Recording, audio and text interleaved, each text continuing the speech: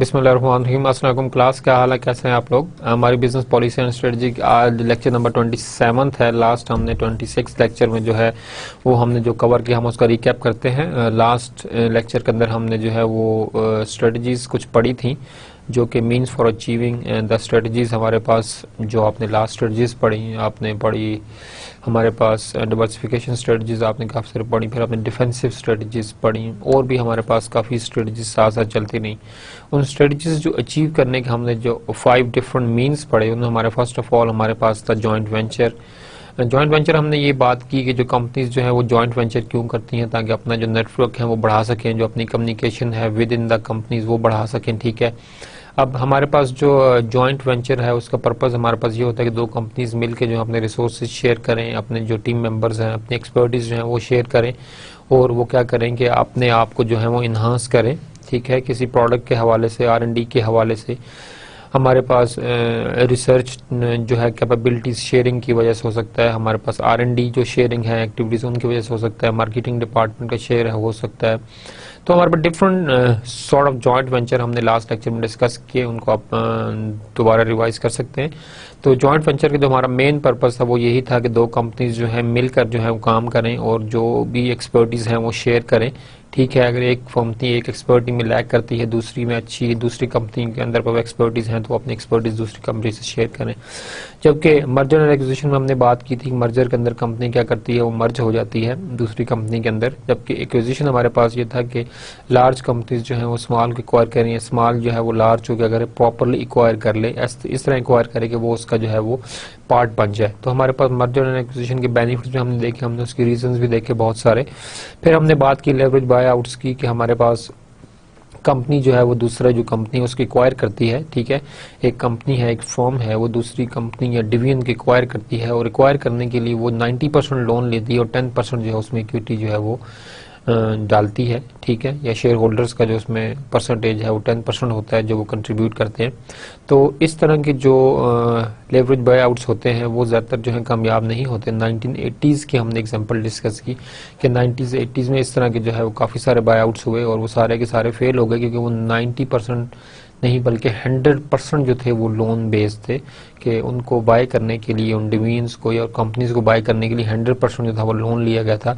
तो जो उसकी कॉस्ट थी, जो कि उसकी रनिंग कॉस्ट थी उस इंडस्ट्री की, उस कंपोनेंट की, वो बहुत ज़्यादा थी और उसमें से आपके जो लोन की इंस्टॉलमेंट थी वो भी जो थी पूरी नहीं हो रही थी।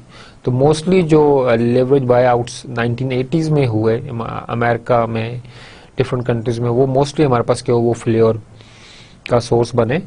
तो उसके बाद हमने बात की first mover advantage. First mover क्या होता है, फर्स्ट मूवर एडवांटेज क्या होता है, कंपनी किस तरह से अपने कस्टमर की लॉयल्टी बढ़ाती है, कंपनी किस तरह से अपना ब्रांड इमेज या ब्रांड अवेयरनेस जो है उसने अपनी स्टेब्लिश कर लेती है। First mover advantage, first mover advantage का मकसद ये होता है कि आप ऐसी जगह से बिजनेस स्टार्ट कर रहे हैं जहां पहले आपके प्रोडक्ट के साथ का कोई प्रोडक्ट नहीं है, आपका कोई कंपटीटर नहीं है, और आप वो वहां पर फर्स्ट मूवर एडवांटेज के तौर पर क्या करते हैं, आते हैं, अपना ब्रांड स्टेब्लिश करते हैं, लोग आपको जानना शुरू करते हैं, आपका ब्रांड यूज करना शुरू कर देते हैं। और आपके पास इतना टाइम होता है फर्स्ट मूवर एडवांटेज के अंदर कि अगर आपके प्रोडक्ट के अंदर या आपकी जो भी एक जो चीज़ आप दे रहे हैं कस्टमर को सर्विसेज के अंदर अगर कोई प्रॉब्लम है तो आप उसको फीडबैक के थ्रू जो है उसको रेक्टिफाई कर सकते हैं, इम्प्रूव कर सकते हैं। और इससे फ़ायदा ये होता है कि कस्टमर आपका इनिशियल से लेके अब तक आपकी जो हिस्ट्री है उससे वाकिफ़ होता है। कस्टमर आपका प्रोडक्ट शुरू से लेके अब तक वो जो है उसको जज कर रहा होता है, उसको यूज़ कर रहा होता है, क्वालिटी इंप्रूवमेंट को वो नोट कर रहा होता है और उसकी लॉयल्टी जो है टुवर्ड्स द कस्टमर, उसकी अवेयरनेस जो है टुवर्ड्स द ब्रांड वो क्या होती है, बहुत ज़्यादा होती है। फर्स्ट मूवर एडवांटेज लेने का ये भी बेनिफिट है कि अगर कोई और प्रोडक्ट या कोई और कंपनी जो है वो आती है और वो स्पेस लेती है और आकर वो जो है कहते हैं कि हम जो है अपना बिजनेस जो है वो स्टार्ट करना चाहते हैं इसी फील्ड के अंदर, तो फर्स्ट मूवर एडवांटेज के अंदर जो कस्टमर लॉयल्टी है, जो कस्टमर जो ब्रांड अवेयरनेस जो बिल्ड हो चुकी होती है, एक नया आने वाला न्यू इंट्रेंट जो है उसको इतनी जल्दी ओवरकम नहीं कर सकता। ठीक है, तो फर्स्ट मूवर एडवांटेज के बहुत से बेनिफिट्स हमने देखे, हमने डिस्कस किए।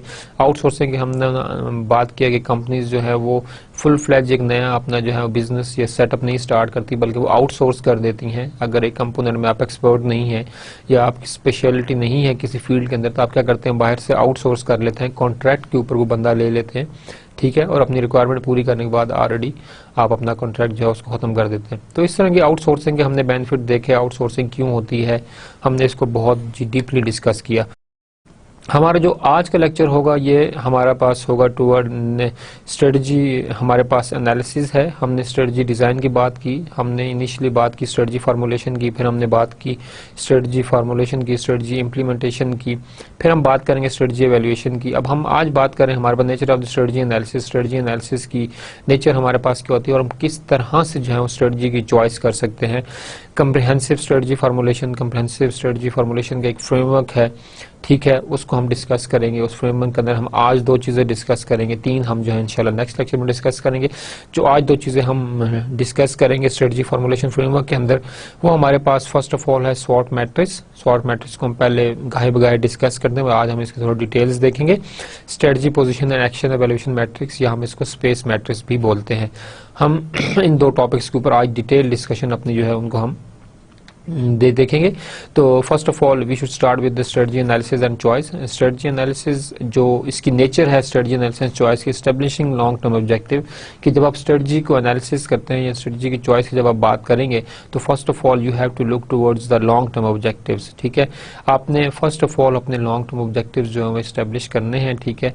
शॉर्ट टर्म ऑब्जेक्टिव्स जो आपके पास हैं, लॉन्ग टर्म ऑब्जेक्टिव्स जो आपके पास हैं, बट जो स्ट्रेटजी चॉइस आपके पास है, स्ट्रेटजी एनालिसिस जो है, इसमें जो प्राइमरी टास्क हमारे जिम्मे लगाया गया वो ये है कि ऑर्गेनाइजेशंस फर्स्ट ऑफ ऑल अपने जो है वो लॉन्ग टर्म ऑब्जेक्टिव्स जो है उनको सेट करें। जनरेटिंग अल्टरनेटिव स्ट्रेटजीज, ठीक है। अब ऑब्जेक्टिव्स आपने बना लिए, ऑब्जेक्टिव्स को फुलफिल करने के लिए you have to generate alternative strategies. आपको क्यों अल्टरनेटिव स्ट्रेटजीज जो है वो जनरेट करनी है? आप एक ऑब्जेक्टिव के लिए एक स्ट्रेटजी क्यों नहीं बना रहे? यहाँ पर ये बात की जा रही है कि आप अपने पास इस्टेब्लिश करें लॉन्ग टर्म ऑब्जेक्टिव्स, फिर अल्टरनेटिव स्ट्रेटजीज आप जो है वो डिवाइस करें हर ऑब्जेक्टिव के लिए।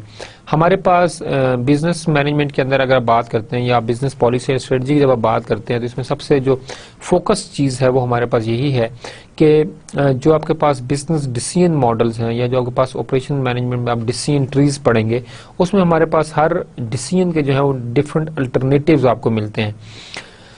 बिजनेस मैनेजमेंट में जो एक चीज़ ये भी हमारे पास है कि रिस्क जो है मिनिमाइज किया जा सकता है। अगर आप बिजनेस आपके पास डिसीजन के अल्टरनेटिव्स हों, आप रिस्क जो है उसको मिनिमाइज कर सकते हैं कि अगर आपको पता हो कि हर डिसीजन का जो अल्टरनेटिव है इसके साथ कितनी कॉस्ट एसोसिएटेड है, ठीक है। तो आपके पास ऑपरेशन मैनेजमेंट के सब्जेक्ट में आप डिसीजन ट्री के नाम से एक चीज़ पढ़ेंगे, ठीक है। फिर ट्रांसपोर्टेशन मॉडल आपके पास हैं, डिफरेंट जो भी ऑर्गेनाइजेशन में एक्टिविटीज़ है उनके हमारे पास डिफरेंट मॉडल्स हैं। गेम थ्योरी आप पढ़ेंगे जिसमें आप अल्टरनेटिव्स की बात करेंगे, ये अल्टरनेटिव लूँ, ये अल्टरनेटिव लूँ, वो स्ट्रेटजिकली पोजीशन करने के बाद आप उसको देखते हैं कि हमारे पास क्या चीज़ है। तो अल्टरनेटिव जो हम स्ट्रेटजीज बनाते हैं इसका मकसद हमारे पास यही होता है कि जो हमारे पास एसोसिएटेड कॉस्ट है इन स्ट्रेटजीज के साथ, इन ऑब्जेक्टिव्स के साथ, ठीक है, वो क्या है। फिर हम डिसाइड करते हैं कि जहां पे हमें कॉस्ट को मिनिमाइज करना है या हमें क्वालिटी के ऊपर जो है कंप्रोमाइज करना है, किस चीज़ के ऊपर हम जो है ट्रेड ऑफ करने के बाद जो है ये स्पेसिफिक स्ट्रेटजी जो है इसको हम जो है ऑर्गेनाइजेशन के अंदर जो है इसको हम अप्लाई कर सकते हैं। तो हमें इस चीज़ को देखना है कि डिफरेंट हम जो है वो स्ट्रेटजीज बनाएं ताकि जो आपके पास स्ट्रेटजिस्ट हैं, जो आपके पास सीईओज हैं, बोर्ड ऑफ डायरेक्टर्स आपके पास हैं, ठीक है, वो जो हैं, जो प्रेसिडेंट्स आपके पास हैं, वो जो है उन डिफरेंट अल्टरनेटिव्स में से एक डिसीजन जो है वो चूज कर सकें फॉर द स्पेसिफिक ऑब्जेक्टिव, ठीक है। वो अपने एक्सपीरियंस के ऊपर, अपने लॉन्ग टर्म एक्सपीरियंस जो उनका है वो उसको यूज़ करते हुए, अपनी जजमेंटल स्किल को यूज़ करते हुए उन डिसीजंस में से जो है वही डिसीजन चूज करते हैं जो कि ऑर्गेनाइजेशन के लिए लॉन्ग टर्म के अंदर क्या होता है वो बेनिफिट होता है और इन लिंक होता है with the long term objectives. Selecting strategies to pursue, आपने स्ट्रेटजीज जो है अल्टरनेटिव स्ट्रेटजीज के अंदर से आपने जो है वो लिमिटेड या सिलेक्टिव स्ट्रेटजीज जो है उनको आपने सिलेक्ट करना है, ठीक है। और सिलेक्ट करने के बाद आपने क्या करना है कि आपने उनके साथ प्रोसीड करना है। Best alternatives achieve mission and objectives.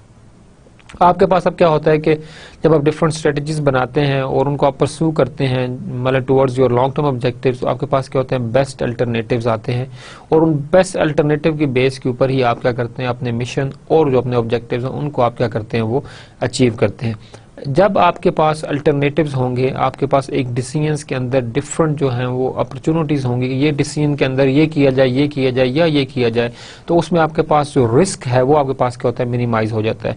तो अल्टरनेटिव डिसीजंस या अल्टरनेटिव स्ट्रेटजीज बनाने का मकसद भी यही हमारे पास होता है कि हम अपने जो रिस्क फैक्टर है उसको मिनिमाइज करें। We want to take the risk but we want to take the calculated risk. Calculated risk आप तभी ले सकते हैं जब आपको अपने डिफरेंट अल्टरनेटिव्स के साथ जो एसोसिएटेड कॉस्ट है उसका आपको जो है पता हो कि इस जो हमारा एक्शन है इसके साथ कितनी जो है कॉस्ट एसोसिएटेड है, और उस कॉस्ट की बेस पर जो है वो सीईओज जो है वो क्या करते हैं, वो डिसाइड करते हैं। हमारे पास जो हमारे पास कम्प्रिहेंसिव फ्रेमवर्क है एक स्ट्रेटजी फॉर्मुलेशन का, उसके अंदर हमारे पास 3 फेजेस हैं।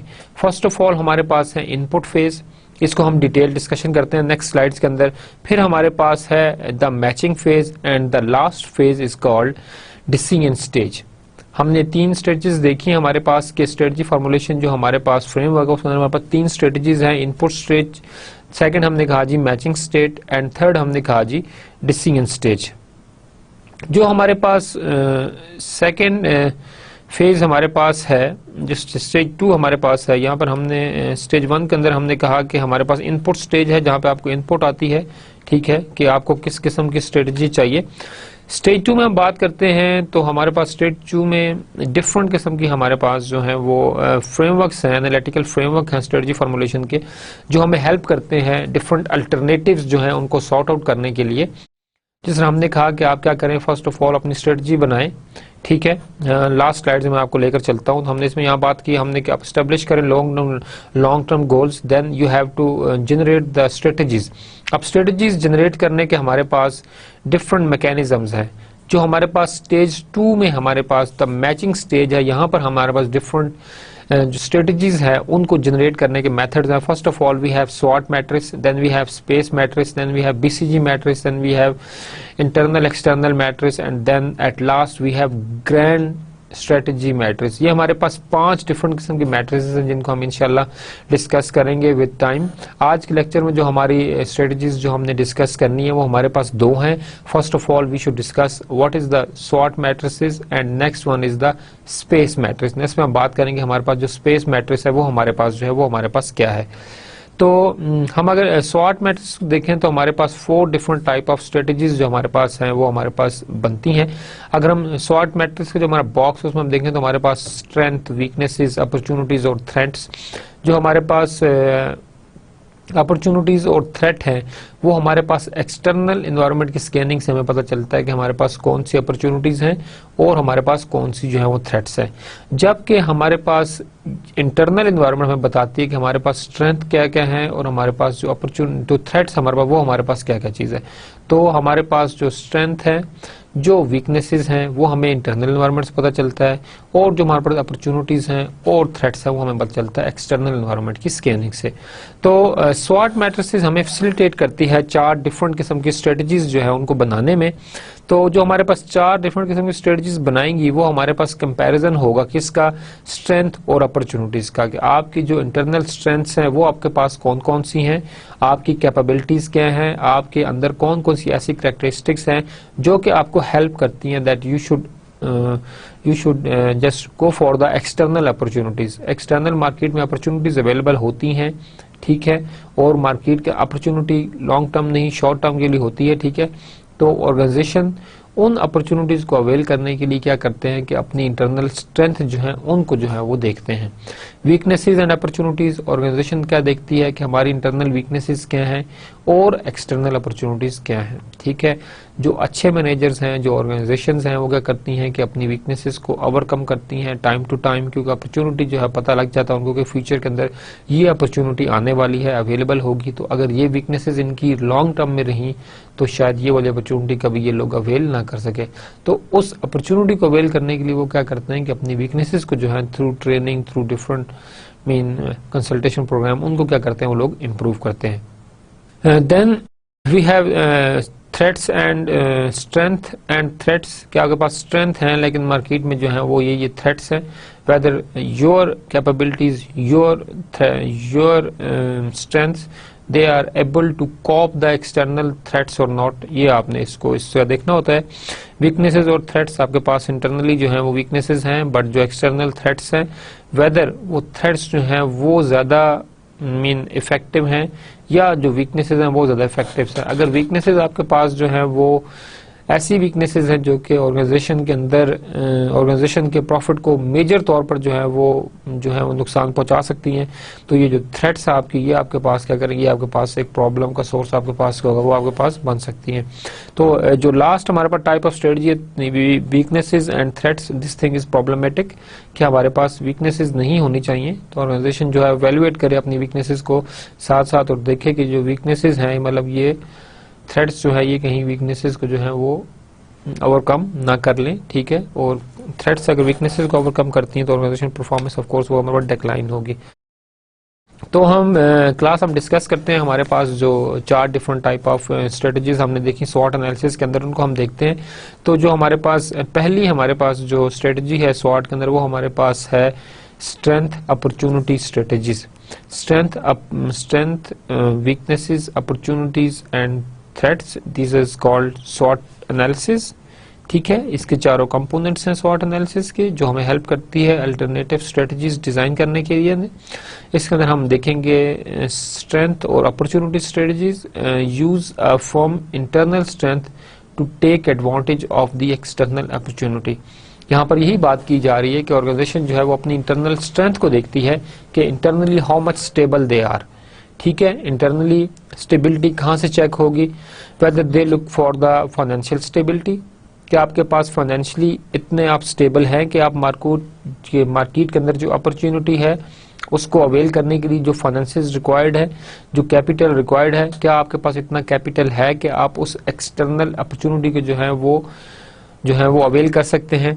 सेकंड थिंग रिसोर्सेज, क्या आपके पास इतने रिसोर्सेज हैं, आप इंटरनली इतने साउंड हैं कैपिटली, या रिसोर्स वाइज आप इतने स्ट्रांग हैं कि वो नई अपॉर्चुनिटी जो मार्केट में क्रिएट हुई है वो आपके प्रेजेंट रिसोर्सेज उसको अवेल करने में भी आपको हेल्प करेंगे, या आपको जो है वो नया रिसोर्स जो है वो जनरेट करना पड़ेगा या हायर करना पड़ेगा in the form of human labour, human resource, what ever skilled labour आपको हायर करना पड़ेगा। थर्डली आपको देखना पड़ता है आपकी R&D एक्टिविटीज, कि आपके पास इंटरनली जो है R&D एक्टिविटीज इतनी स्ट्रांग हैं, इतनी सपोर्टिव हैं कि जो एक्सटर्नल अपॉर्चुनिटी है उसको जो है वो इजीली अवेल किया जा सकता है, या आपके पास जो है इंटरनली R&D के अंदर या लेबर के अंदर इतनी स्किल है ही नहीं कि वो एक्सटर्नल अपॉर्चुनिटी को जो है वो जो कैप्चर कर सके। तो लॉन्ग टर्म में आपके पास ये प्रॉब्लमेटिक हो सकता है। तो हमने जो है डिफरेंट तरह की हमने देखी हमारे पास कौन कौन सी इंटरनल स्ट्रेंथ हैं जो कि होना जरूरी है, ताकि आप क्या कर सके, आप अपने एक्सटर्नल अपॉर्चुनिटी को जो है वो आपके पास वो अवेल कर सके। अपॉर्चुनिटी विंडो आपके पास होती है वो पास लॉन्ग टर्म की नहीं होती, बहुत ज्यादा शॉर्ट टर्म की होती है, ठीक है।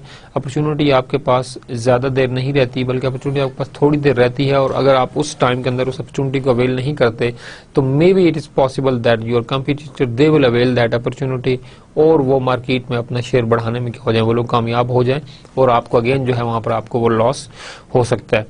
जो हमारे पास सेकंड स्ट्रेटजी है वो हमारे पास है वीकनेसेस एंड अपॉर्चुनिटी स्ट्रेटजीज। आप ये देखते हैं कि आपकी इंटरनल वीकनेसेस क्या हैं और आपकी जो अपॉर्चुनिटीज हैं वो आउटसाइड क्या है। इसकी डिटेल अगर हम देखें तो हमारे पास improving internal weaknesses by taking advantage of the external opportunities. You are going to improve the internal weaknesses by taking advantage of the external opportunity। Externally आपके पास मार्केट में अपॉर्चुनिटीज अवेलेबल हैं, और वो एक्सटर्नली जो अपॉर्चुनिटीज अवेलेबल है market में वो आपकी हेल्प कर सकती हैं कि वो आपकी वीकनेसेस जो हैं वो इम्प्रूव करें, ठीक है। ऐसी अगर कोई सिचुएशन अवेलेबल है तो उसको अवेल कर लेना चाहिए कि आप अपनी इंटरनल जो वीकनेसेस हैं उनको through available opportunities in the market आप क्या कर रहे हैं उसको, फॉर एग्जाम्पल उसको आप इम्प्रूव करें। फॉर एग्जांपल आप बिजनेस मैनेजमेंट स्टूडेंट है और आपकी जो है वो SPSS की स्किल जो है वीक, आप स्टेटिस्टिकली इतने ज़्यादा स्ट्रांग नहीं है। स्टेटिस्टिकल सॉफ्टवेयर है SPSS, social package for statistical package for social sciences. तो आपके पास एक मार्केट पर अपॉर्चुनिटी अवेलेबल है कि आपकी यूनिवर्सिटी के अंदर जो है वो फ्री सेमिनार होने जा रहा है, किस चीज़ के ऊपर, SPSS के ऊपर। तो आप जो है वो SPSS के अंदर स्ट्रांग नहीं है, ये आपकी वीकनेसेस है, this is one of your weakness.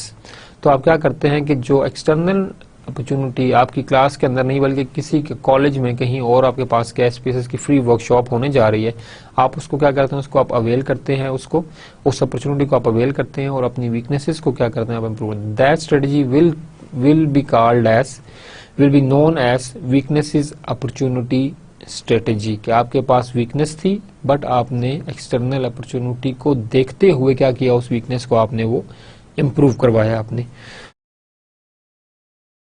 The third strategy we have strength threat strategy। इसकी हम डिटेल देखते हैं। use a firm strength to avoid or reduce the impact of external threats।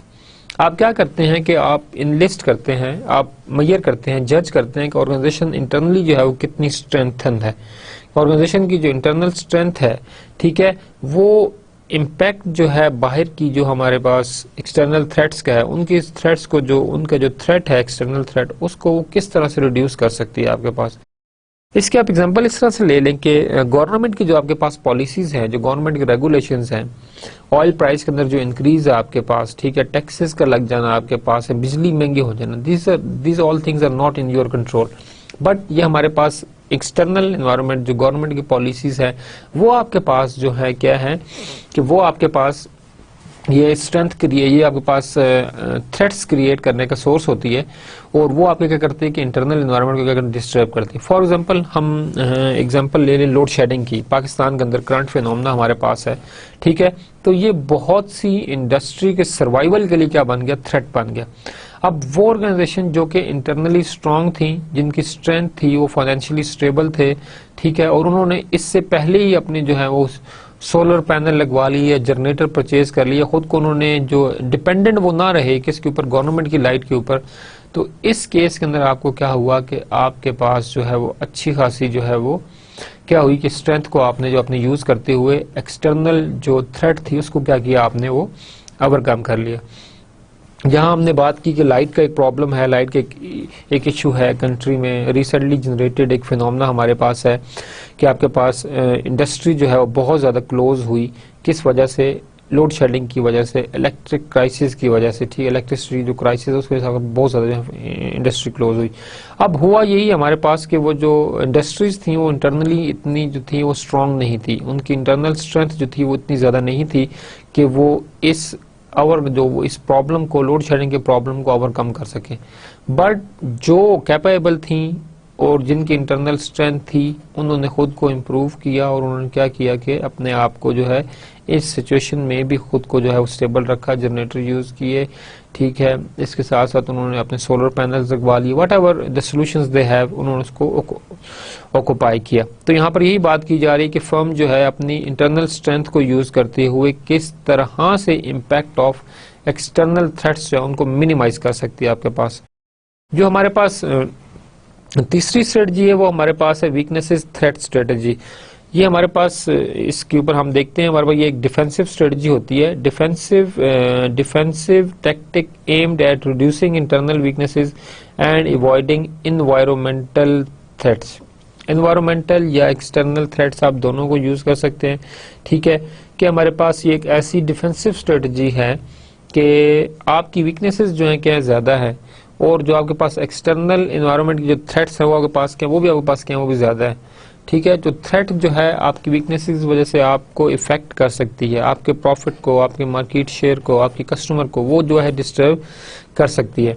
तो इस केस के अंदर आप क्या करना चाहिए कि आपको जो है अपनी इंटरनल वीकनेसेस जो है उसको मिनिमल से मिनिमल, उसको आपको मिनिमाइज करना चाहिए, ठीक है। और उस मिनिमाइज करने का मकसद आपका क्या हो, वो यही आपके पास हो कि आप किस तरह से जो है वो अपनी वीकनेसेस को जो है वो स्ट्रेंथ के अंदर जो है उसको आप कन्वर्ट करें अपने, ठीक है। तो स्ट्रेंथ में कन्वर्ट करने के लिए आपको जो है डिफरेंट पैरामीटर्स ड्रॉप करने पड़ेंगे, क्योंकि जो थ्रेट्स हैं वो ऑफ कोर्स कभी भी एक्सटर्नल एनवायरनमेंट आपके कंट्रोल में नहीं है, बट इंटरनल एनवायरनमेंट क्या है वो आपके पास कंट्रोल में है। तो ऑर्गेनाइजेशंस क्या करती हैं कि अपनी वीकनेसेस को आइडेंटिफाई करती हैं और उन वीकनेसेस को आइडेंटिफाई करने के बाद क्या करती हैं, उनको वर्कआउट करती हैं, उनको इम्प्रूव करती हैं, ताकि एक्सटर्नल एनवायरनमेंट जो थ्रेट्स है उनसे जो है वो बचा जा सके। यहाँ पर हमारे पास एक फुल फ्लैज मैट्रिक्स है जो कि स्वॉट मैट्रिक्स के हिसाब से हमारे पास यहाँ पर एग्जिस्ट करती है। अगर आप यहाँ पर देखते हैं तो आपके पास जो स्वॉट मैट्रिक्स आपके पास यहाँ पर है, तो यहाँ पर आपके पास अपॉर्चुनिटीज हैं, थ्रेट्स हैं, टॉप के ऊपर आपके पास जो है वो स्ट्रेंथ है और आपके पास क्या है वो वीकनेसेस हैं। First of all what you have to do that you have to create a list of the opportunities. आपको अपॉर्चुनिटीज की लिस्ट जो है वो देखनी है कि आपके पास एक्सटर्नल एनवायरनमेंट में या इंटरनली कौन कौन सी ऐसी अपॉर्चुनिटीज हैं जो कि आप अवेल कर सकते हैं अपनी स्ट्रेंथ्स को यूज करते हुए। सेकेंडली आप देखते हैं कि लिस्ट ऑफ थ्रेट्स, आप देखते हैं कि आपके पास कौन कौन सी जो थ्रेट्स हैं वो क्या आ रही हैं या आपको जो थ्रेट्स जो है वो मिली हुई हैं, ठीक है। फिर आप देखते हैं कि आपके पास कौन कौन सी स्ट्रेंथ है, आप उनकी फुल फ्लेज लिस्ट बनाते हैं। फिर आप देखते हैं आपके पास जो वीकनेसेस है वो आपके पास कौन कौन सी हैं। अब यहाँ पर जो एक बात इंपॉर्टेंट है जिसको आप लोगों ने बहुत ज्यादा गौर करना है और देखना है, वो आपके पास ये है कि आपने लिस्ट सिर्फ नहीं बनानी कि आपने क्या किया कि आपने एक स्ट्रेंथ की जो है वो लिस्ट बना ली है, या आपने क्या किया आपने एक वीकनेसेस की जो है वो आपने एक लिस्ट जो है वो क्रिएट कर ली। नहीं, ऐसा नहीं होगा। आपने एक लिस्ट बनानी है, जनरल सी लिस्ट बनानी है, इसमें आपने अपनी तमाम स्ट्रेंथ्स जो है वो आपने लिख देनी है, वीकनेसेस लिख देनी है। फिर आप इनको सॉर्ट आउट करें कि ये मेरी स्ट्रेंथ्स हैं, ये मेरी वीकनेसेस हैं, ये मेरी जो है अपॉर्चुनिटीज हैं, ये मेरे पास क्या है वो आपके पास क्या है वो थ्रेट्स हैं। इनको आप अलग अलग कर दें। अब यहां पर आपने करना क्या है कि आपने इन तमाम जो आपने लिस्ट बनाई है स्ट्रेंथ की या वीकनेसेस की, इनको आपने प्रायोरिटी देनी है। अब जब आप अपनी स्ट्रेंथ के ऊपर देखेंगे तो आप देखेंगे कि ये मेरी जो है फॉर एग्जांपल कैपिटल, आपके पास जो है फाइनेंसेस जो है बहुत ज्यादा है, इंटरनली आप फाइनेंशियली बहुत स्ट्रांग ऑर्गेनाइजेशन, आप उसे क्या करें टॉप मोस्ट रखें, because this is the major requirement, ठीक है। कि आप देखते हैं कि आप फाइनेंसेस बहुत स्ट्रांग है तो उसको आपने नंबर 1 स्ट्रेंथ लिखा। नंबर 2 हम देखा स्किल्ड लेबर, आपने लिखा number 2 skilled labour. Expert R&D scientist number 3। आप देखते हैं जो मेजर कैपेबिलिटीज जो हेल्प करेंगी आपके पास एक्सटर्नल एनवायरनमेंट से अपॉर्चुनिटीज जो है उनको अवेल करने के लिए, ना कि आप अपने पास लिख दें जी मेरे पास 500 लेबर है। अब दिस इज ओके, लेबर आपके पास है, दैट इज गुड, बट ये अपॉर्चुनिटी एक्सटर्नल है उसको अवेल करने के लिए शायद इसकी जरूरत हमें ना पड़े, ठीक है। तो आपने अपनी इंडस्ट्री वाइज जिस भी सेक्टर पे आप काम करें उसके अंदर आपने क्या करना है कि आपने अपने पास जो है वो एक लिस्ट क्रिएट कर लेनी है अपने पास किस चीज की, अपॉर्चुनिटीज की। फिर आप देखेंगे अपने पास के स्ट्रेंथ की लिस्ट बना लें आप लोग अपने पास जो थ्रेट्स की लिस्ट है वो आप बनाएं। अब जब आपने स्ट्रेंथ और अपॉर्चुनिटीज बनानी है लिस्ट, वहां पर तो आप देखेंगे कि आपके पास बेस्ट स्ट्रेंथ कौन कौन सी हैं, अपॉर्चुनिटीज आपके पास कि मेरी स्ट्रेंथ से मैच करती हुई ये अपॉर्चुनिटीज हैं जिसमें ज्यादा प्रॉफिट कमा सकता हूँ। ओके, हमने प्रायोरिटी सेट की, हमने जो सबसे ज्यादा अच्छी अपॉर्चुनिटी उसको हमने नंबर 1 दिया, टॉप पे रखा उसे हमने, सबसे जो बेहतर स्ट्रेंथ था उसको हमने नंबर टॉप रखा। बट जब आप बात करेंगे अपने पास वीकनेसेस की और जब थ्रेट्स की आप लोग बात करेंगे, यहां पर आपके पास रिवर्स केस होगा, क्योंकि जो आपके पास वीकनेस, वो वीकनेस जो कि सबसे मेजर वीकनेस है वो आपके पास यहाँ पर क्या होगी, वो आपके पास प्लस होगी। फर्स्ट ऑफ ऑल आपने अपनी मेजर वीकनेसेस लिखनी है, ठीक है। फिर आपने देखना अपने पास जो आपके पास मेजर थ्रेट्स हैं वो आपके पास कौन कौन सी हैं, आपने उन मेजर थ्रेट्स को जो है उनको क्या करना है, आपने उनको भी इनलिस्ट करना है, ठीक है। अब हमने मेजर अपॉर्चुनिटीज देखी, मेजर स्ट्रेंथ देखी, और यहाँ पर आपने क्या देखा, थ्रेट्स देखा, वो थ्रेट जो कि सबसे ज्यादा कंट्रीब्यूट कर रही है, ठीक है, towards not availing the opportunity, या वो वीकनेस जो कि आपके पास जो है वो प्रॉब्लमेटिक है आपके पास, उनको आप क्या करें, उनको आप लिस्ट डाउन करें। यहाँ पर आप देखें आपके पास तो स्ट्रेटेजीज बनती है, आपको नजर आ रही है इस मैट्रिक्स के अंदर। आपको एक स्ट्रेटेजी नजर, उसको हम कहते हैं स्ट्रेंथ अपॉर्चुनिटी स्ट्रेटेजी। सेकंड हमारे पास जो बनी वहां पर बनी वीकनेसेस और अपॉर्चुनिटी स्ट्रेटेजी। थर्ड आपके पास बना स्ट्रेंथ एंड थ्रेट्स स्ट्रेटेजी, और लास्ट आपके पास बना वीकनेसेस एंड थ्रेट स्ट्रेटेजी। ये हमने 4 स्ट्रेटेजी अभी हमने स्वॉट एनालिसिस में देखे, इनको हम डिस्कस किया। अब हमने वही बात यहाँ कर रहे हैं कि स्ट्रेंथ, स्ट्रेटेजिक जो स्ट्रेंथ है और जो अपॉर्चुनिटीज हैं इनको आप देखें और क्या करें, use strength to take advantage of the opportunity, ये हमारे पास एसओ स्ट्रेटेजी की डिमांड है। Weaknesses opportunity overcoming weaknesses by taking advantage of the external opportunities. आप क्या कर रहे हैं कि आप अपनी जो अपॉर्चुनिटीज है उनको, जो अपने वीकनेसेस जो आपके पास है उनको आप ओवरकम कर रहे हैं, इंटरनल अपने पास जो taking the advantage of the opportunities, external opportunities को देखते हुए आप उनको यूज करते हुए आप क्या करते हैं, इंटरनल वीकनेसेस क्या करते हैं आप उनको कंट्रोल करते हैं। एसटी स्ट्रेटजी स्ट्रेंथ और थ्रेट स्ट्रेटजी, इसमें हम देखते हैं use strength to avoid threats. आप स्ट्रेंथ अवॉइड आप जो है वो अवॉइड करने के लिए क्या करते हैं, अपने पास जो वीकनेस थ्रेट्स हैं उनको अवॉइड करने के लिए आप क्या करते हैं कि अपनी जो स्ट्रेंथ्स हैं उनको आप यूज करते हैं। Minimize weaknesses and avoid threats, आप अपने पास WT स्ट्रेटजी के अंदर अपनी वीकनेसेस को मिनिमाइज करते हैं ताकि आप जो है थ्रेट्स जो है उनको क्या करें, उनको भी आप जो है वो मिनिमाइज कर सकें। ठीक है,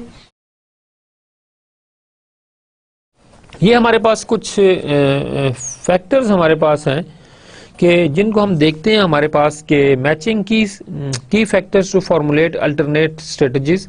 आप डिफरेंट की फैक्टर्स को जो है उनको आप मैच करें और आप क्या करते हैं कि आप जो है वो एक स्ट्रेटजी बनाते हैं। इसके अंदर आपके पास दो चीजें हैं। फर्स्ट ऑफ ऑल आप क्या करते हैं कि अपने पास देखते हैं कि की इंटरनल फैक्टर्स जो आपके पास है वो आपके पास जो है वो कौन से हैं। फिर आप देखते हैं कि आपके पास की एक्सटर्नल फैक्टर्स कौन से, फॉर एग्जाम्पल बाय लेक्चर पाई पड़ी है वो मेरी यूज की नहीं है जी, ठीक है। लॉन्च के अंदर चेस पड़ी है, यूज आपके पास वो नहीं है, ठीक है। तो आप देखते हैं कि पास की एक्सटर्नल फैक्टर्स आपके पास जो है वो आपके पास कौन कौन से हैं और आप देखते हैं कि की इंटरनल फैक्टर कौन है, की एक्सटर्नल फैक्टर्स कौन से। फिर आप देखते हैं आपके पास रिजल्टेंट स्ट्रेटजी आपने जो है वो कौन सी आपने जो है यूज की है। तो आप देखें एक्सेस वर्किंग कैपेसिटी, ये आपके पास क्या स्ट्रेंथ है कि आपके पास जो एक्सेसिव वर्किंग कैपेसिटी है, आपके पास जो वर्किंग कैपेसिटी वो आपके पास ज्यादा है, ठीक है। की एक्सटर्नल फैक्टर प्लस आपके पास क्या है कि 20% annual growth in the cell phone industry, ठीक है। अब आपके पास अपॉर्चुनिटी क्रिएट हुई कि 20% जो है वो सेलुलर इंडस्ट्री एनुअली क्या कर रही है, वो ग्रो कर रही है। इसका मतलब हमारे पास ये है कि सेलुलर इंडस्ट्री के अंदर हमारे पास जो है वो क्या है, वो कुछ एक अपॉर्चुनिटी आपके पास क्या है वो अवेलेबल है। उसको आप क्या करते हैं कि एक्सेसिव वर्किंग कैपेसिटी जो है उसको एक्सेसिव जो है वो देखा जा रहा है, ठीक है। आपके पास वर्किंग कैपेसिटी ज्यादा है और उस वर्किंग कैपेसिटी को यूज करते हुए आप क्या कर सकते हैं कि एक्सटर्नल फैक्टर के अंदर जो अपॉर्चुनिटी है उसको आप यूज कर सकते हैं, ठीक है। एक्वायर सेल फोन, अब आपके पास ये है कि 20% जो है क्या, और आपके पास सेल फोन की ग्रोथ कंट्री के अंदर हो रही है, ठीक है। सेल फोन की यूजर 20% जो है ईयरली जो है ग्रो कर रहे हैं। तो आप क्या करें, स्ट्रेटजी आपके पास क्या वर्कफोर्स आपके पास है और मार्केट में अपॉर्चुनिटी आप क्या करें कि एक्वायर कर लें किसको, सेल फोन की कंपनी को। Insufficient capacity that is the weakness, आपके पास कैपेसिटी नहीं है, ठीक है, ये आपके पास वीकनेस है। फॉर एग्जांपल आपने किसी बंदे को कहा जी कि okay this is the amount, ये पैसे ले लो मकान खड़ा कर दो। He is not the architecture, उसने आपसे पैसे ले लिए लेकिन वो मकान कैसे खड़ा करे, he is not the architecture, वो बंदा तो आर्किटेक्चर है ही नहीं, ठीक है। तो वो बंदा जब आर्किटेक्चर नहीं है तो उसको जो पैसे हमने दिए हैं वो हमारे सारे के सारे होंगे वो जाया जाएंगे, क्योंकि he don't know how to construct और बिल्ड एन हाउस, ठीक है, बिल्ड हाउस के वो घर कैसे बनाए। तो अब इस चीज को देखें कि अगर कैपेसिटी नहीं है, उसकी कैपेबिलिटी नहीं है, तो वो क्या करेगा, वो लॉन्ग टर्म में ग्रो नहीं कर पाएगा। इसी तरह से अगर आपके पास सफिशिएंट इनसफिशिएंसी है, आपके पास जो है इनसफिशिएंट कैपेसिटी आपके पास नहीं है, जो कि आपकी वीकनेस है, आपको इंप्रूव करना है खुद को ट्रेनिंग के थ्रू, whatever it is, you have to improve the capabilities. Exit of 2 major foreign competitors from the industry opportunity, आपके पास क्या हुआ कि इंटरनली आप कैपेबल नहीं है, यहां से क्या हुआ कि आपके पास एक फॉरेन कंपनी है, 2 फॉरेन कंपनी क्या कर रही है, वो कंपिटिटर्स में से वो मुल्क छोड़कर जा रही हैं। Pursue horizontal integration by buying competitors facilities, इस केस के अंदर आप कौन स्ट्रेटजी अप्लाई करें, आप हॉरिजॉन्टल इंटीग्रेशन जो है वो अप्लाई करें बाय बाइंग कंपिटिटर्स फैसिलिटी। आप क्या करें कि आप जो कंपिटिटर्स की जो फैसिलिटीज हैं उनको क्या करें, आप बाय करें। आपकी इंटरनल कैपेसिटी नहीं है, मेजर 2 जो कंपिटिटर्स है वो जा रहे हैं, बट ऑफ कोर्स जो कैपेसिटीज हैं, जो स्किल्स हैं, जो फैसिलिटीज हैं वो आपके पास क्या वो अवेलेबल है, उनको क्या करें आप बाय कर लें। तो आपने देखा कि मार्केट अपॉर्चुनिटी ने आपकी जो वीकनेसेस थी उसको बढ़ा दिया। स्ट्रॉन्ग R&D, अगर आपके पास R&D research and development strong है तो of course it is very good, ठीक है। R&D स्ट्रॉन्ग होना एक स्ट्रेंथ की बात है। Decreasing number of young adults threat, जो आपके पास यंग एडल्ट्स हैं उनके नंबर क्या हो रहे हैं, वो आपके पास डिक्रीज हो रहे हैं, वो आपके पास थोड़े हो रहे हैं। Develop new product for the older product, आप क्या करें कि जो नया प्रोडक्ट डेवलप करें, किसके लिए, फॉर ओल्डर एडल्ट्स, जो नए बच्चे हैं उनके लिए आप क्या करें, बड़े बच्चों के लिए क्या करें आप, मतलब कि नया प्रोडक्ट जो है डेवलप करें। पुअर एम्प्लॉय मोरल, एम्प्लॉय का जो मोरल है वो बिल्कुल कम है, लो है, ये वीकनेस है आपकी। और प्लस स्ट्रॉन्ग यूनियन लेवल, आपके पास जो थ्रेट है वो पास क्या है कि स्ट्रॉन्ग यूनियन एक्टिविटी, ठीक है। आपके पास स्ट्रॉन्ग यूनियन एक्टिविटी बहुत ज़्यादा है, लोग जो हैं वो ग्रुप में होके एक यूनियन बनाकर जो है वो क्लेम कर रहे हैं अपने जो भी डिमांड्स हैं उनको वो फुलफिल करवा रहे हैं। और एम्प्लॉय इंटरनल हमारे पास क्या है कि पुअर एम्प्लॉय मोरल पुअर है, develop a new employee benefit package. तो अब इस केस के अंदर अगर एम्प्लॉयज रेजिस्ट कर रहे हैं और एम्प्लॉय का मोरल लो है तो आपको जो है वो एक स्ट्रेटजी जो क्या होगी वो डेवलप करनी होगी, किसके लिए, develop a new employee benefit package. जी क्लास, तो हमने भी बात की हमारे पास जो है वो मैचिंग हमने की थी अपने पास की फैक्टर्स की कि हम अपने पास डिफरेंट स्ट्रेटजीज कैसे बना सकते हैं। जो नेक्स्ट हमारे पास टॉपिक है वो हमारे पास है स्पेस मैट्रिसेस, ठीक है। हम देखते हैं कि हमारे पास जो है strategic position and action evaluation, कि आपने खुद को स्ट्रेटजिकली किस तरह से प्लान करना है और उसके ऊपर आपने एक्शन किस तरह से लेने हैं और अपने एक्शंस लिए हैं उनको आपने एवेल्युएट किस तरह से करना है। तो ये हमारे पास जो है स्ट्रेटजी फॉर्मुलेशन के हिसाब से एक अच्छी मैट्रिसेस हैं। इसमें हम फर्स्ट ऑफ ऑल, जिस तरह हमने लास्ट में शॉर्ट मैट्रिसेस में हमने बात की कि हमने देखी स्ट्रेंथ कौन सी है, वीकनेसेस कौन सी, अपॉर्चुनिटीज क्या हैं, थ्रेट्स कौन सी हैं। यहाँ पर हम देखते हैं हमारे पास के इंटरनल स्ट्रेटजिक पोजीशन को क्या है और हम देखते हैं हमारे पास एक्सटर्नल स्ट्रेटजिक पोजीशन हमारे पास कि हम दोनों को जो है वो क्रॉस मैच करते हैं। किन किन चीजों को हम कंपेयर करते हैं अपने पास इंटरनल स्ट्रेटजिक पोजीशन कि इंटरनली हम स्ट्रेटजिकली हमारी क्या पोजीशन है, और फिर हम देखते हैं एक्सटर्नल स्ट्रेटजिक पोजीशन कि एक्सटर्नली जो है वो स्ट्रेटजिक पोजीशन क्या है, whether they are supportive for the internal, जो हमारे पास इंटरनल स्ट्रेटजिक पोजीशन है, whether external position strategic position हमें सपोर्ट करती है या हमें कुछ एक्स्ट्रा एफर्ट्स डालनी होंगी ताकि हम खुद को क्या कर सकें, वो एडजस्ट कर सकें किसके साथ, अपने एक्सटर्नल जो एनवायरनमेंट है या एक्सटर्नल स्ट्रेटजिक पोजीशन के साथ। तो हम देखते हैं कि हमारे पास जो इंटरनल स्ट्रेटजिक पोजीशन हमारे पास जो है वो हमारे पास किस तरह से अचीव हो सकती है और वो उसमें कौन कौन से फैक्टर हैं। तो जो इंटरनल स्ट्रेटजिक पोजीशन हमारे पास है उसके अंदर हमारे पास है फाइनेंशियल स्ट्रेंथ। उसके अंदर हम तमाम फैक्टर्स जो हम बात करेंगे वो हम बात करेंगे अपने पास किस चीज़ के ऊपर हम बात करेंगे अपने पास फाइनेंशियल स्ट्रेंथ के ऊपर। जबकि हमारे पास एक्सटर्नल स्ट्रेटजिक पोजीशन में हम जो बात करेंगे एक्सटर्नल इन्वायरमेंटल स्टेबिलिटी के इन्वायरमेंटल स्टेबिलिटी कैसी है, कौन कौन से ऐसे फैक्टर्स हैं जो कंट्रीब्यूट करते हैं towards the external environmental stability, ठीक है। क्योंकि हम बात कर रहे हैं एक्सटर्नल पोजीशन की, एक्सटर्नल स्ट्रेटजिक पोजीशन, तो हमारे पास एक्सटर्नल एनवायरनमेंट से ही हमारे पास सारे के सारे जो है एनवायरमेंटल स्टेबिलिटी के फैक्टर्स आपके पास आएंगे। तो अपने पास हम जो है इंटरनल स्ट्रेटजिक पोजीशन में हम अपनी जो फाइनेंशियल स्ट्रेंथ है उसको मेजर करने के लिए हम डिफरेंट जो रेशियोज हैं या डिफरेंट मेजर्स जो हम यूज करते हैं हमारे पास रिटर्न ऑन इन्वेस्टमेंट, कि जो आपने इन्वेस्टमेंट की हुई है उसके ऊपर आपको रिटर्न कितना मिल रहा है, क्या आपकी जो प्रॉफिट है वो कॉस्ट से ज्यादा है, प्रॉफिट और कॉस्ट इक्वल है, ब्रेक इवन पॉइंट है, या आपकी जो प्रॉफिट है वो आपकी कॉस्ट से लो है। अगर आपका जो प्रॉफिट है वो आपकी कॉस्ट से लो है तो it's a matter of concern. तो आपको जो है वो कुछ ना कुछ इनपुट देनी होगी ताकि आपकी जो कॉस्ट है वो क्या हो, कम हो, और प्रॉफिट आपके पास क्या हो, ज्यादा हो। तो आपको अपने इंटरनल प्रोसेसेस की एफिशिएंसी जो है उसको आपको इम्प्रूव करना होगा ताकि आप क्या कर सकें, आप अपने जो प्रॉफिट है उसको क्या कर सके, उसको आप बढ़ा सके, उसको आप ज्यादा कर सके। सेकंड आपके पास जो मैयर है वो आपके पास है लिवरेज। तीसरी चीज आपके पास है लिक्विडिटी।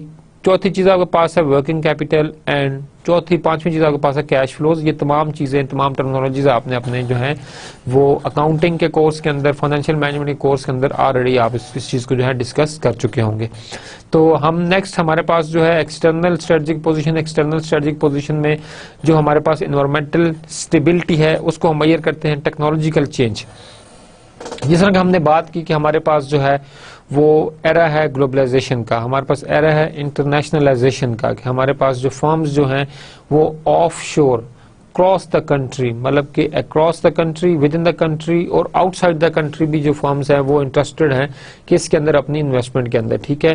कि अगर हमारे पास मार्केट सैचुरेट हो चुकी है तो आप इस मार्केट को छोड़कर क्या करें, किसी और नई मार्केट के अंदर क्या करें, अपने आप को क्या करें, वो मनवाएं, ठीक है। तो हमारे पास जिस तरह हमारे पास इंटरनेशनलाइजेशन के कंसेप्ट बढ़ रहा है, हमारे पास टेक्नोलॉजी के अंदर आपके पास क्या हो रही है, आपके पास क्या हो रही है, आपके पास चेंज हो रही है। आप इसकी एग्जांपल इस तरह से ले लें कि ई कॉमर्स आपके पास एक टेक्नोलॉजी इंट्रोड्यूस हुई, ठीक है, इंटरनेट का आपके पास एरा है। इंटरनेट के आने से आपके पास जो चीज इंट्रोड्यूस वो हमारे पास ई कॉमर्स। ई कॉमर्स हमारे पास ये है कि आप अपने प्रोडक्ट को ना सिर्फ अपने कंट्री में बल्कि उसको all over the world through internet, through website क्या कर सकते हैं, आप एक वेबसाइट बनाकर आप क्या कर सकते हैं कि अपने प्रोडक्ट को ऑल ओवर द वर्ल्ड क्या कर सकते हैं, उसको आप इंट्रोड्यूस करवा सकते हैं। इसकी हम एग्जांपल इस तरह से ले लें, इसको हम ऑलरेडी पहले डिस्कस कर चुके हैं, मैं आपकी नॉलेज के लिए उसको दोबारा मैं उसको रिपीट करूंगा कि अगर आपका एक फिजिकल स्टोर है, ठीक है, तो फिजिकल स्टोर का जो एसेस है वो कहाँ तक होगी।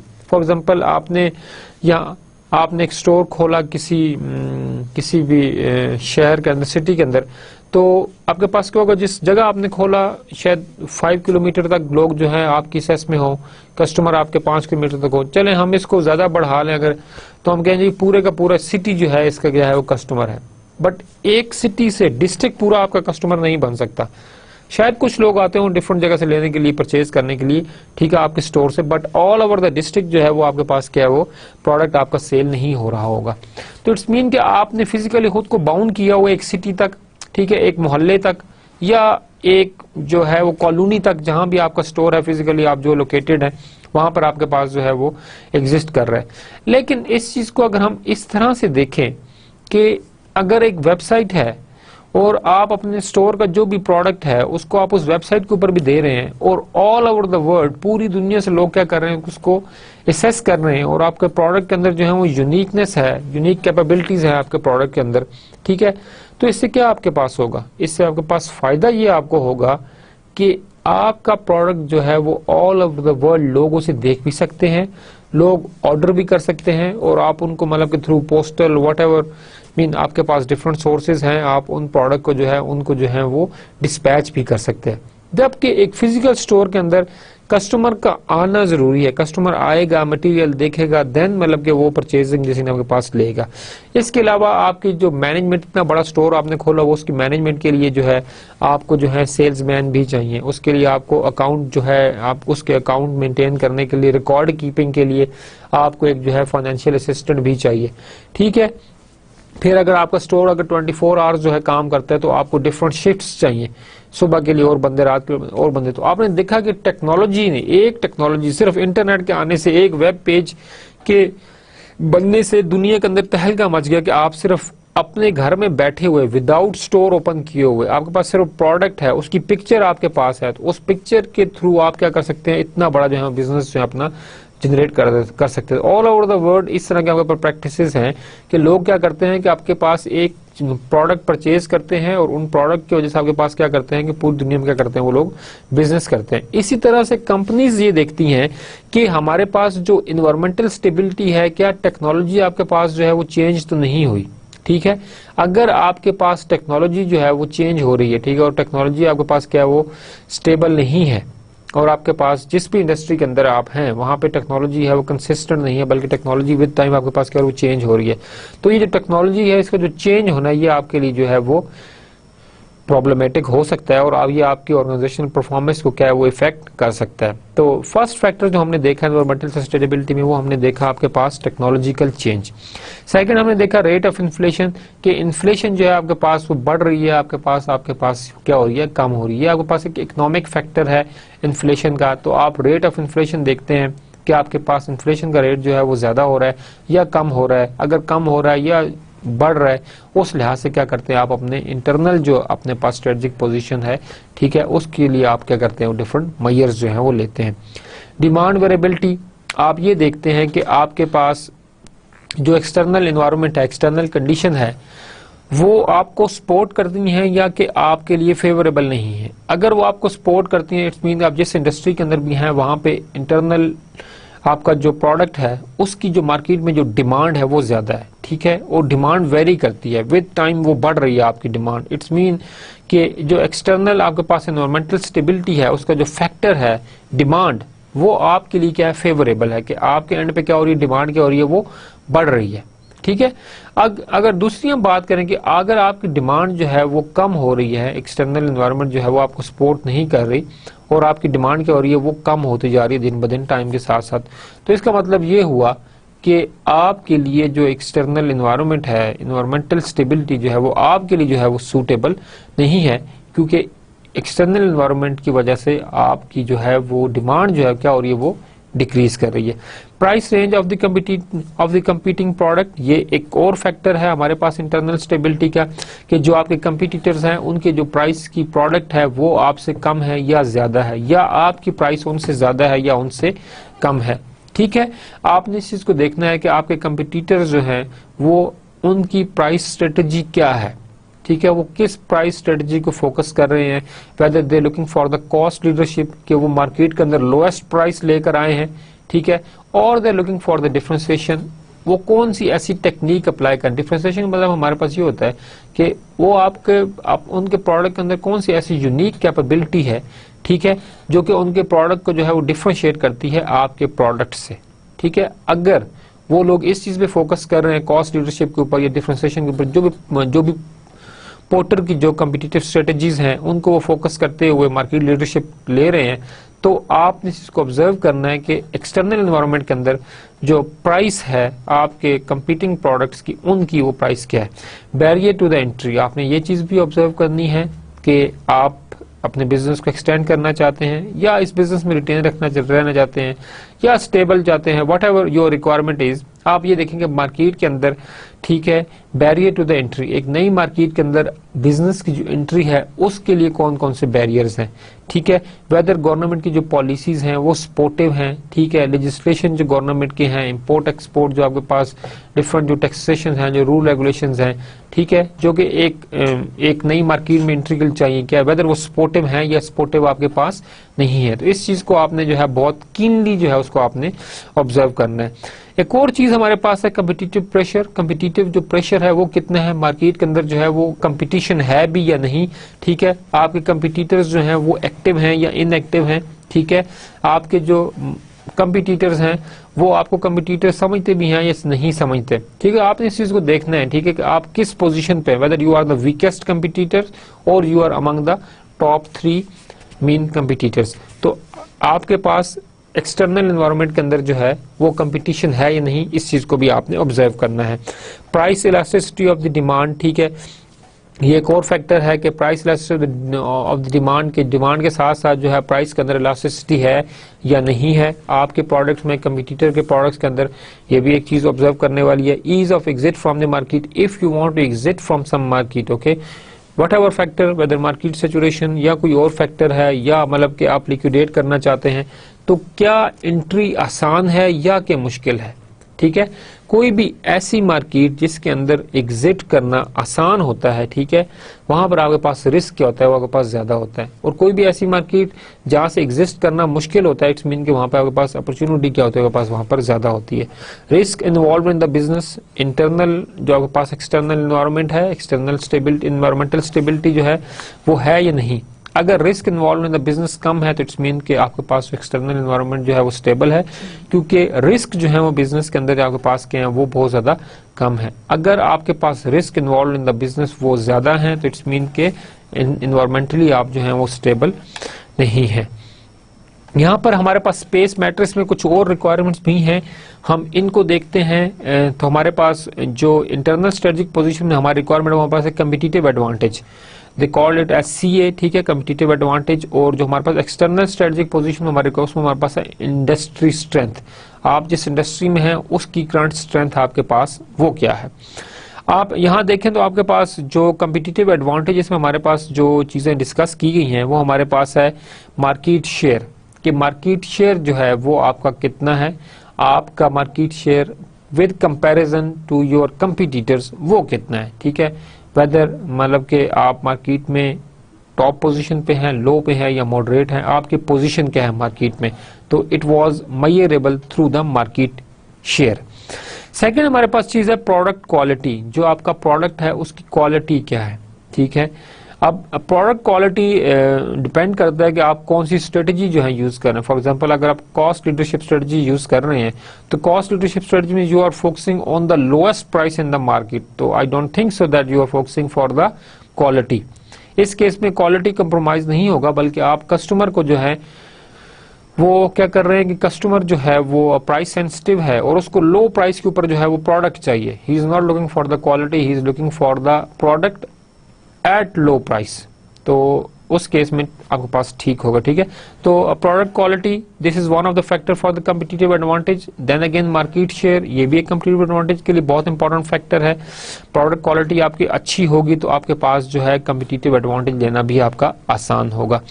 Then another factor we have product life cycle. जो प्रोडक्ट लाइफ साइकिल है, लाइफ साइकिल आपके पास क्या है कि प्रोडक्ट इनिशियल स्टेप से लेके आखिर फेज तक, मीन आपके पास रॉ मटेरियल परचेजिंग से लेकर आपके एंड में पैकेजिंग तक, all and each factor involve in your product life cycle. ठीक है, वो क्या फ्रूटफुल है, वो क्या मीन हमारे पास एफिशिएंट है, कॉस्ट इफेक्टिव है, और उसकी वजह से हम कम्पिटिटिव एडवांटेज ले सकते हैं या नहीं ले सकते, this thing also be measurable. Customer loyalty आपके पास बहुत इंपॉर्टेंट फैक्टर है कम्पिटिटिव एडवांटेज लेने के लिए। लाइक जिस तरह हमने अपने लास्ट लेक्चर में हमने पढ़ा कि फर्स्ट मूवर एडवांटेज में हमारे पास जो कस्टमर, जो आपके पास लॉयल्टी है वो बहुत ज़्यादा हाई होती है कि कस्टमर आपकी डेवलपमेंट को फेज़ 1 से लेके करंट फेज तक उसको देख रहा होता है, मेजर कर रहा होता है, तो उसको ऑलरेडी पता चल रहा होता है कि प्रोडक्ट के अंदर इंप्रूवमेंट आ रही है। तो वहाँ पर जो कस्टमर लॉयल्टी है उसको ख़त्म करना इतना आसान नहीं होता। ठीक है, बट इन केस कि आप फर्स्ट मूवर नहीं है तो दैट केस मतलब कि कस्टमर लॉयल्टी का फैक्टर जो है वो कितना है, आपके प्रोडक्ट के हवाले से आपकी ब्रांड अवेयरनेस कितनी है। ठीक है, तो ये चीज़ भी हेल्प करती है कम्पिटिटिव एडवांटेज लेने में। This is one of the factor. Then हमारे पास जो एक और इम्पॉर्टेंट फैक्टर है वो हमारे पास है कंपटीशन कैपेसिटी यूटिलाइजेशन। ठीक है, कि whether you have the capacity to compete और नॉट। अगर you have capacity to compete, then how much is the percentage of utilization of that capacity। ठीक है, ये आपने चीज देखनी है, ये भी competitive advantage का एक फैक्टर है जिसको मेजर किया जाता है। Technological know how, yes very important thing कि आप जो हैं टेक्नोलॉजी की नो हाउ एक ऑर्गेनाइजेशन में फर्स्ट ऑफ ऑल आएगी कहाँ से, कौन बताएगा जी कि टेक्नोलॉजी नई आ चुकी है। ये चलें आप लोग बताइए कि ऑर्गेनाइजेशन को कैसे पता चलेगा जी ये टेक्नोलॉजी नई आ चुकी है। आप ऑर्गेनाइजेशन के सीईओज हैं या आपके पास जो इंटरनल लोग काम कर रहे हो तो इंडस्ट्री के अंदर काम कर रहे हैं, ये किसका काम है आपके पास के ऑर्गेनाइजेशन को अपडेट देना, ऑर्गेनाइजेशन को अपडेटेड नॉलेज देना। भाई ये मार्केट के अंदर हो रहा है तो हमें ये कुछ कर लेना चाहिए, क्योंकि ये टेक्नोलॉजी अडॉप्ट करने से हमारे पास क्या होगा कि हमें जो है वो कम्पिटिटिव एडवांटेज मिल जाएगा। ऑफ कोर्स टेक्नोलॉजी का पता होना, ठीक है, नई इन्फॉर्मेशन का होना, ये एक टेक्नोलॉजिकल एक कम्पिटिटिव एडवांटेज लेने का सोर्स है और इससे होना चाहिए।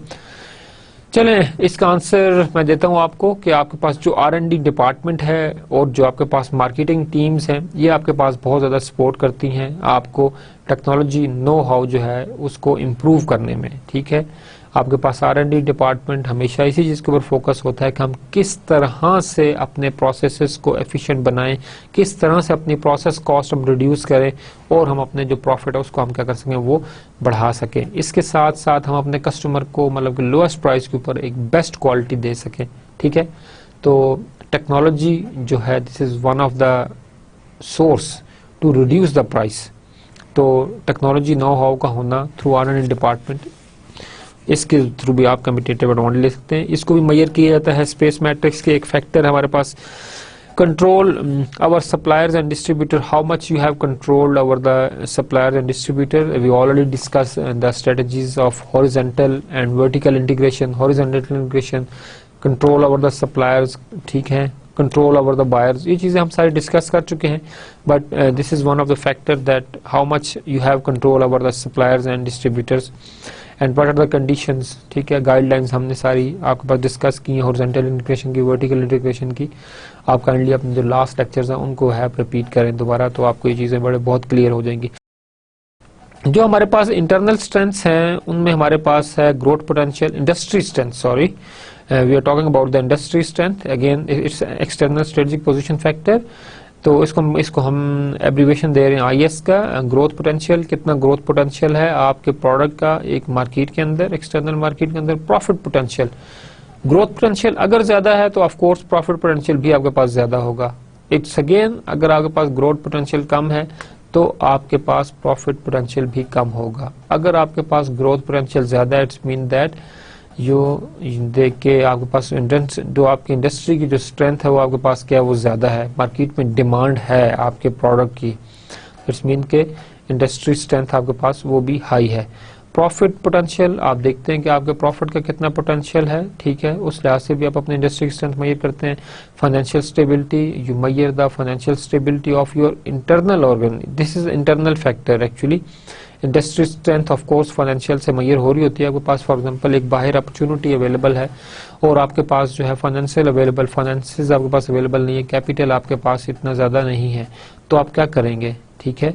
तो ऑर्गेनाइजेशन जो है या इंडस्ट्री की जो स्ट्रेंथ है वो फाइनेंशियल से भी जो है मेजर की जाती है और financial stability is one of the factor to measure the industry strength. Technological know how, again यहाँ पे हमारे पास है रिसोर्स यूटिलाइजेशन, ठीक है, रिसोर्स यूटिलाइजेशन, रिसोर्सेज जो हैं वो किस तरह यूटिलाइज किए जाते हैं, क्या पैटर्न है, resource availability is another factor, this is also a source to measure the industry strength. Ease to entry into the market, market में जिस प्रोडक्ट को आप बना रहे हैं या जिस मार्केट के अंदर है वहां पे एंट्री कितनी आसान है, ठीक है। अगर एंट्री बहुत ज्यादा आसान है तो इट्स मीन कि there are lot of competitors, अगर एंट्री वहां पर मुश्किल है तो it's mean that there is a low competition, क्योंकि एंट्री के लिए जो रिक्वायरमेंट्स हैं वो हर एक बंदा पूरा नहीं, हर कंपटीटर पूरा नहीं कर सकता।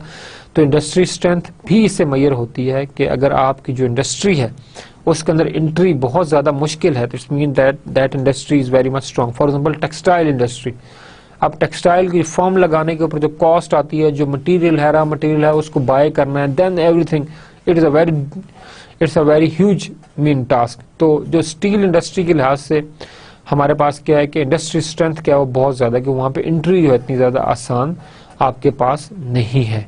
प्रोडक्टिविटी, कैपेसिटी यूटिलाइजेशन, प्रोडक्टिविटी कितनी है, ठीक है, और कैपेसिटी यूटिलाइजेशन और जो कैपेसिटी है उस प्लांट की एक मैन्युफैक्चरिंग की, उससे किस तरह यूटिलाइज किया जाता है। तो ये हमारे पास तमाम के तमाम फैक्टर्स हैं जो कि हमारे पास इंडस्ट्री स्ट्रेंथ को मेजर करते हैं। तो स्पेस मैट्रिक्स में आप क्या करेंगे, select variable to define FSS, हमने जो पीछे सारी हमने वेरिएबल्स देखे हैं, सारे के सारे फैक्टर्स हमने देखे हैं, ये हमारे पास वेरिएबल्स हैं जो कि इन तमाम चारों फैक्टर्स को आपके पास क्या करते हैं, डिफाइन करते हैं। Assign numerical ranking from +1 to +6, best और वर्स्ट, उसमें से जो भी फैक्टर्स हैं आपने चूज करने हैं, ठीक है, whether for FS, whether for SA, competitive advantage आपके पास है, ठीक है, फाइनेंशियल स्ट्रेंथ है, इसके अंदर से जो भी फैक्टर आप समझते हैं कि हमारे लिए ये बेहतर हैं वो आप चूज करें, उनकी आप प्रायोरिटी सेट करें, मेजर टू माइनर पे सेट करें। जो मेजर है, जो सबसे बेस्ट आपके पास फाइनेंशियल स्ट्रेंथ है, उसको आप +6 करें, it's mean it is the best, और +1 करें, it's mean it is a worst for FS, ये एफएस के लिए है, ठीक है। एंड आईएस, और आईएस के लिए भी आपके पास जो है वो आपके पास ये इंडस्ट्री स्ट्रेंथ, उसके लिए भी यही क्राइटेरिया होगा। Assign numeric value from -1 to -6 for ES, environmental sustainability, to competitive advantage, इनको आप जो है -1 से लेकर -+, यहाँ पे आपके पास रैंकिंग आपके पास क्या है वो उल्टी होगी। वहां पर हम बात कर रहे हैं स्ट्रेंथ की, यहाँ पे हम बात कर रहे हैं कॉम्पिटिटिव एडवांटेज और एनवायरमेंटल सस्टेनेबिलिटी की। इसके लिए आपके पास -1 is for the best and -6 for the worst. Compute average score for FS, SA, ES and IS, आप इनका स्कोर जो है उनको कंप्यूट करें, उनकी एवरेज निकालें कि हमारे पास कितनी एवरेज जो है हमारे पास वो बन रही है।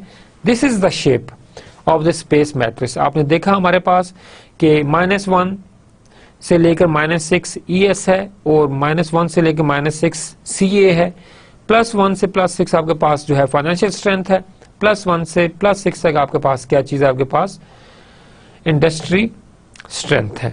तो यहां पर हमने देखा कि अगर हमारे पास कोई भी एक आपके पास जो भी जब एक हमारे पास एक स्कोर आएगा, एवरेज स्कोर हमारे पास आएगा कंप्यूट करने के बाद, तो हमारे पास पॉइंट्स आएंगे। एक हमारे पास एफएस का पॉइंट आएगा, सीए का, जिसके भी हमारे पास कुछ पॉइंट्स हमारे पास आएंगे। उन पॉइंट्स को हम क्या करेंगे, यहाँ पे हम उनको ड्रॉ करेंगे और फिर अपनी लाइंस को हम क्या करेंगे, उनको हम यहाँ जॉट डाउन कर देंगे। अगर हमारे पास जो स्ट्रेटजी है जो हमारे एफएस और सीए के दरमियान बन रही है, वो हमारे पास स्ट्रेटजी है कंजर्वेटिव स्ट्रेटजी है, कि आप अपने आप जो है स्ट्रेटजी जो आप अप्लाई करें, वो पास स्ट्रेटजी अप्लाई करें, वो कंजर्वेटिव स्ट्रेटजी आप अप्लाई करें। एफएस और आईएस के दरमियान आप जो है एग्रेसिव स्ट्रेटजी अप्लाई करें, अगर आपके पास वहां पर पैरामीटर्स आपके जो है पॉइंट्स लाए होता है। अगर आपके पास आईएस और ईएस के दरमियान कोई आता है तो हमारे पास कंपिटिटिव स्ट्रेटजी है, वहां पर आप जो है पॉइंट ड्रा करें। और डिफेंसिव स्ट्रेटजी आप किसके दरमियान ड्रा करें, सीए और आपके पास ईएस, इसके दरमियान आप जो है वो डिफेंसिव स्ट्रेटजी जो है वो आप जो है वो ड्रॉ करें। तो ये हमारे पास 4 डिफरेंट किस्म की स्ट्रेटजीज हैं जो कि हमें स्पेस मैट्रिक्स जो है वो फैसिलिटेट करती है कि आप ये 4 डिफरेंट किस्म की स्ट्रेटजीज जो हैं ये आप बना सकते हैं। Space matrix plot the average score on the matrix उसे प्लॉट करें, add the two scores on X axis and plot point on the X axis. X axis के दो स्कोर उन्हें आप ऐड करें, उन्हें आप प्लॉट कर दें जहां भी वो आता है। Add the score on Y axis and plot Y axis, ठीक है। Plot the interaction of the new X Y point, जहां पे एक्स वाई पॉइंट मिलते हैं वो उनको आप क्या करें, वहां पर आप इंटरेक्शन ड्रॉ कर दें। Draw directional vector from origin through the new interaction point, जो इंटरेक्शन पॉइंट आया एक्स वाई का वहां से आप क्या करें, आपके पास के डायरेक्शनल वेक्टर जो है वो आप ड्रा करें। That thing is called directional vector, that thing is called directional vector. This thing, ये आपके पास आया एक्स, ये आपके पास जो है वाई एक्सिस है, ठीक है। वाई एक्सिस का पॉइंट आया 2.75, उसको आपने यहाँ ड्रॉ किया। फिर आपके पास पॉइंट आया X axis, this is your all X axis and this is all your Y axis, ठीक है। अगर आपके पास आंसर प्लस में आता है तो आप प्लस वाली साइड के ऊपर जाएंगे। फॉर एग्जाम्पल हमारे पास आंसर है 2.75, तो हमारे पास जो आंसर है वो 2.75 था, तो हम इस तरफ +1 +2 +3 +6। अगर हमारे पास आंसर होता -2.75 तो हम नीचे की तरफ जाते, हमारे डायरेक्शन की तरफ होती, नीचे की तरफ होती, ठीक है। तो हम फिर इस डिफेंसिव वाले फेज या हम कम्पिटिटिव फेज, इसके अंदर हम जो है हम इसके अंदर हम आते, ठीक है। तो यहाँ पर हमारे पास जो है प्लस के अंदर, इसलिए हमने यहाँ पे प्लस में किया। यहाँ पे हमारे पास जो स्कोर आया एवरेज स्कोर वो 3 था, तो हमने यहाँ पे 3 पॉजिटिव तरफ आए। अगर -3 होता तो हम यहाँ पर इसको 1 2 3 हम इसको इस जगह पर हम जो है उसको हम लेकर, इसको हम जो है इस जगह पर हम जो है इसको जो है वो लेकर आते, इस जगह पर हम जो है इसको लेकर आते। बट हमारा जो है ये पॉजिटिव है 2.75, तो हमने क्या किया, हमने इसको इधर लिखा। ये पॉजिटिव है तो ये हमारे पास किस तरफ आई, हमारे पास इस तरफ। नेगेटिव होता तो ये हमारे पास 3 कहाँ पर आता, हमारे पास वो इस जगह पर आता। बट यहाँ पर हमारे पास क्या पॉजिटिव है 2.75, इसलिए पॉजिटिव। यहाँ पर हमारे पास नेगेटिव होता है, यहाँ पे ये हमारे पास कौन सा फेज है, -2.75, ये हमारे पास माइनस में है। ये हमारे पास क्या चीज है, हमारे पास है -3.00, ये हमारे पास माइनस में है। तो ये हमारे पास एक स्ट्रेटजी बंद, इसको आप होपफुली आप इसको समझ पाए होंगे। मैंने कुछ आपके लिए जो है वो रेड पेन से ड्रॉ किया है कुछ, ठीक है। तो यहाँ पर आप देखिए हमारे पास के 2.75, ये हमारे पास है 3.75, ये आप देखिए हमारे पास जो है ये हमारे पास चीजें सारी सारी हमारे पास ये हमारे पास यहाँ पर आ रही हैं। तो इसमें जो हमारे पास जस्टेड स्ट्रेटजी टाइप है वो हमारे पास एग्रेसिव, इट्स मीन के फर्म जो है वो एक पॉजिटिव एंड पे है, दोनों के दोनों, ठीक है। यहाँ पे हमारे पास जो है वो पॉजिटिव एंड है, यहाँ पे हमारे पास जो है वो जो हमारे पास यहाँ पर जो फर्म है वो हमारे पास फाइनेंशियल स्ट्रेंथ उसकी हाई है, और जो उसकी इंडस्ट्रियल स्ट्रेंथ है वो भी आपके पास के वो उसकी हाई है। तो here is a point for our statement. तो हमारे पास इस स्टेटमेंट के अंदर जो फर्म को है एग्रेसिव स्ट्रेटजी अप्लाई करना चाहिए कि financially he stable, industry he is also, हमारे पास क्या है, हमारे पास वो भी इंडस्ट्री हमारे पास क्या, वो हमारे पास क्या है, वो हमारे पास क्या, हमारे पास वो stable. This line is for the financial strength and this one is for the industrial, this for industrial strength. तो हमारे पास ये एरिया जो है ये हमारे पास एग्रेसिव एरिया है। यहाँ पर आप क्या करेंगे, आप एग्रेसिव अप्रोच यूज करते हुए आप क्या करेंगे, अपने पास जो है उसको डिजाइन करें। तो दिस इज स्पेस मैट्रिसेस। तो हम इसको देखते हैं कि हमारे पास आपने नेक्स्ट हमने देखा, okay we are finish with today lecture. Summary हम देखते हैं अपने पास, नेचर ऑफ द स्ट्रेटजी हमने देखी, एनालिसिस देखा हमने कंप्रेहेंसिव स्ट्रेटजी फॉर्मुलेशन फ्रेमवर्क देखा, उसमें देखा हमारे पास 3 फेजेस हैं, इनपुट है, हमारे पास जो है स्टेज 2 है, स्टेज 3 हमारे पास है। हमने स्टेज 2 के अंदर से आज हमने 2 चीजें पढ़ी, हमने उसके अंदर देखा कि हमारे पास स्वॉट मैट्रिसेस क्या चीज होती है, फिर हमने कहा हमारे पास strategic position and action evaluation, space matrix हमारे चीज उसको हमने देखा। जो हमारा नेक्स्ट लेक्चर होगा वो हमारे पास होगा बीसीजी, हमारे पास मैट्रिसेस होगा, ठीक है। Boston BCG stand for Boston consultancy group matrices, हम इसे पहले देखा हुआ, हम इसको दोबारा देखेंगे क्योंकि पार्ट है नेक्स्ट फेज का। द इंटरनल एक्सटर्नल मैट्रिक्स, इसको हम देखेंगे and then we should discuss about the quantitative strategic planning matrices. इसके साथ ही हमारा जो है वो स्ट्रेटजी फॉर्मुलेशन का जो हमारे पास जो सिलसिला वो खत्म होगा and then next will be the strategy evaluation. So thank you very much for today's lecture. Assalamu alaikum wa rahmatullahi wa barakatuh.